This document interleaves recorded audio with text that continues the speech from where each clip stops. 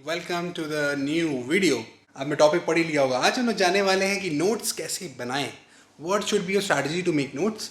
मैंने कैसे नोट्स बनाए, अपनी नोटबुक भी साथ में रखा हूँ, तो उसको दिखा के समझाना चाहता हूँ कि इस क्लैट की प्रिपरेशन के टाइम में आपको नोट्स कैसे बनाने चाहिए।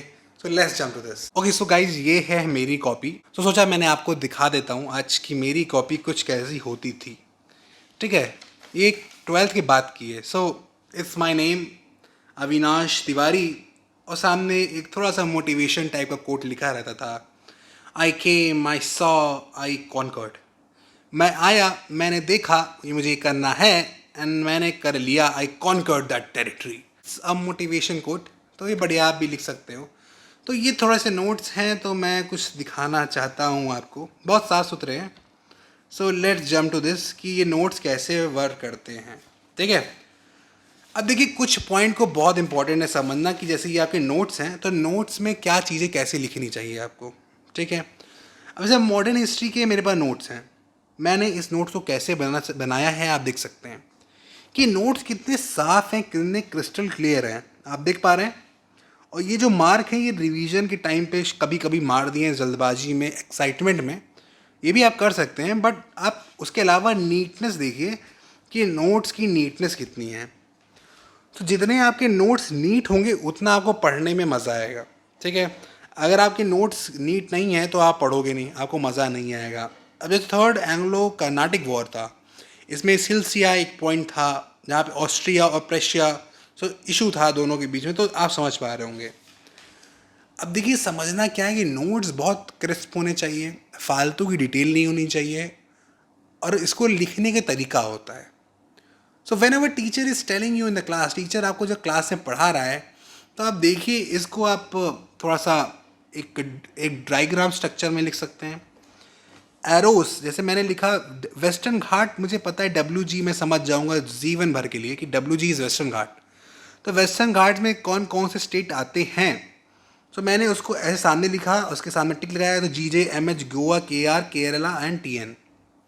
तो you have to write things in short, because teacher तेज बोलेगा तो आपको शॉर्ट में लिखना पड़ेगा, और ऐसा शॉर्ट लिखना पड़ेगा जो आप समझते हो, उन कीवर्ड्स को, उन शॉर्ट फॉर्म्स को भी आप समझते हो।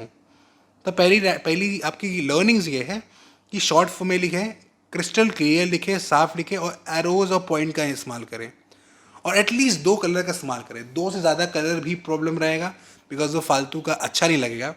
सो आई प्रेफर रेड और ब्लू और रेड और ब्लैक। ये जेल पेन मैं यूज़ करता था बिकॉज राइटिंग भी अच्छी बनती थी। और समझ पा रहे हैं, आपने स्ट्रक्चर बना लिया जिससे आपको समझ आते रहे। तो पहली लर्निंग यही है, आप देख सकते हैं कि कितना क्रिस्टल क्लियर नोट है। रिवाइज टाइम भी मैंने कुछ टेक्स्ट को लगाने की कोशिश करी कि मुझे समझ आए, और कोई उसका मकसद नहीं है। ठीक है, अब मैं एक चीज़ को और समझाना चाहता हूँ। मुझे पता नहीं यहाँ पे मैंने कहीं लिखा है कि नहीं लिखा है, but you can try this कि कुछ पॉइंट पे आप हिंदी को यूज़ करते हैं तो वो फीलिंग्स बेस्ट फॉर्म में आती है। सो अगर कोई वर्ड है जो आपको हिंदी में लिखना चाहते हैं, मतलब हिंदी में आपको वो चीज़ें ज़्यादा अच्छी समझ आ रही हैं, so you can write that in Hindi also. अब आप समझ पा रहे हैं, जैसे 13 8+ यूनिटरी बाउंड्रीज कवर होती हैं। बैटल ऑफ चॉस क्या हुआ, बैक में बिहार लिख दिया। ताराबाई वर्सेस कौन सा बैटल हुआ, तो आप समझ पा रहे हैं। इस तरह से कुछ नोट्स को बनाना होगा। देखिए कितने क्लियर, क्रिस्टल क्लियर नोट्स लिखे हुए हैं, इसमें आपको ईजिली समझ आ जाएगा व्हाट आई वांट टू से और क्या समझ आ रहा है। आप देख सकते हैं कि सोने की चिड़िया, इंडिया वाज कॉल्ड सोने की चिड़िया, मैंने लिख दिया इसको हिंदी में भी, बिकॉज उससे भी समझ आ जाता है, उससे कुछ चीज़ें याद हो जाती हैं। सो जितना अच्छा कनेक्शन बने, जैसे भी बने, वो इम्पोर्टेंट है। द नेक्स्ट पॉइंट जो मैं आपसे बोलना ये चाहता हूँ कि there is a lot time teacher will say this is enough, this is enough, but enough कुछ नहीं होता है। ठीक है, और भी खासकर क्लैट एग्जाम में, और जहाँ GK का सेक्शन आता है, तो कुछ भी इनफ नहीं है। तो जब भी कोई टीचर आपको पढ़ा रहा है, समझा रहा है, ये ध्यान रखिए कि नोट्स जो टीचर के अपने शब्द निकल रहे हैं ना, इट ऑल, उसके इंपॉर्टेंट पॉइंट सारे आपकी कॉपी में होने चाहिए। सो फॉर एग्जाम्पल टीचर ने एक क्वेश्चन बताया कि पोस्ट मॉडर्न पीरियड में इंडिया वॉज कॉल्ड दी सोने की चिड़िया, तो ये पॉइंट के साथ सर ने ये भी बोला था कि 38% contribution in the world economy. तो अगर सर ये बता रहे हैं बट ये क्वेश्चन में भी नहीं था, ये कहीं भी नहीं था, तो इट्स बेटर कि आप इस चीज़ को लिख लें, बिकॉज इससे आप एक स्टेप हमेशा आगे रहेंगे टू योर कॉम्पिटिटर्स कि कुछ भी क्वेश्चन आ सकता है, सो आप तो खड़े हो सकते हो, आपकी ये प्रैक्टिस और कैपेबिलिटी बढ़ रही है। So what ever teacher says in the class, उसको एकदम बाय वर्ड एक एक शब्द टीचर का आपकी कॉपी पे होना चाहिए। उससे आप इम्प्रूव होते हैं, उससे आपकी स्किल्स इम्प्रूव होती हैं, आप सबसे आगे रहते हैं। ठीक है, अब ये आप देख पा रहे हैं कि हर चीज़ें पॉइंट वाइज में लिखी हैं। तो मैं पहले दो चीज़ों का इस्तेमाल करता हूँ, एक होता है स्टार मार्क, दूसरा होता है एरो मार्क। इन दो मार्क्स का मैं यूज़ करता हूँ।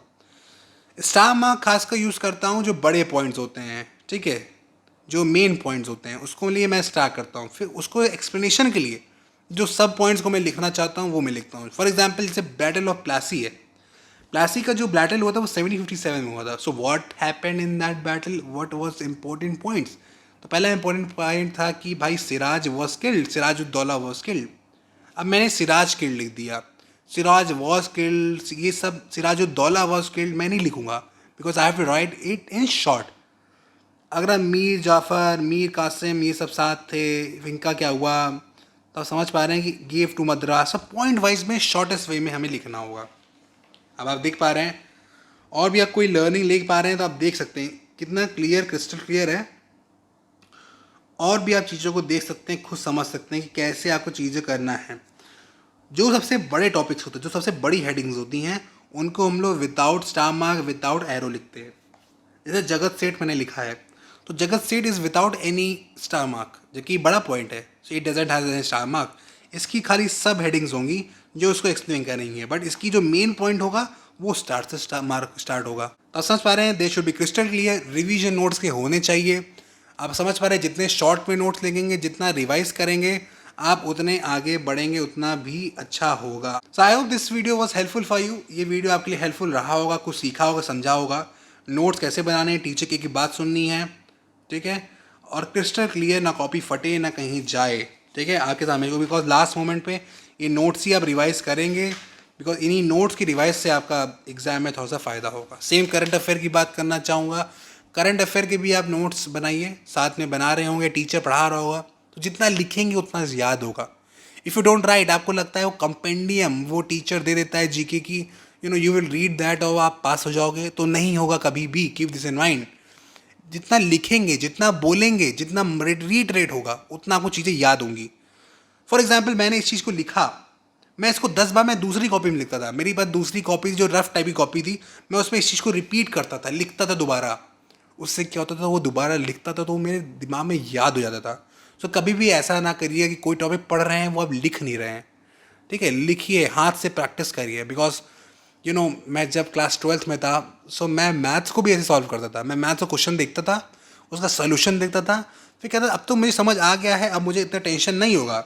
बस स्लोली ग्रेजुअली मुझे समझ आया कि भैया, और अगले एग्जाम मेरे नंबर भी नहीं आए, तो मुझे समझ आया भैया कि you have to practise, you have to write it, जिससे आपके दिमाग में, सबकॉन्शियस में वो इंग्रेव हो जाता है, और आप तभी आगे बढ़ते, तभी सब कुछ याद होता है। तो ठीक है, आप समझ गए होंगे कि मैं कैसे नोट्स बनाता हूँ। आई hope this was helpful for you. If this was helpful for you, video को लाइक करिए, चैनल को subscribe and share this with your friends. Thank you. This is Avinash Tiwari, student at RMLLU, signing off.